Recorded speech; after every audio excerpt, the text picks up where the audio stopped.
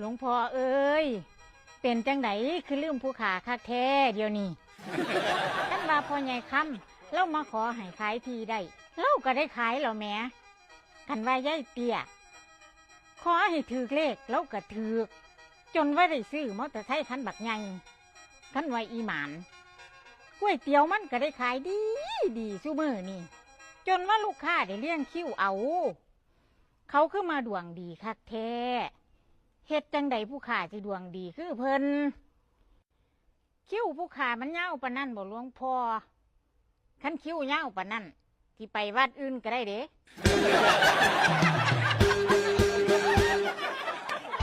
แต่เป็นเอฟที่วัดใต้อยู่บ่ไข่แน่อยู่บ่ถ้าเทื่อบารมีคือกันว่าอย่าลืมเด้อหลวงพ่อซอยผู้ขาเนี่ยลัดคิ้วให้แน่มันหาโดนเราดินี่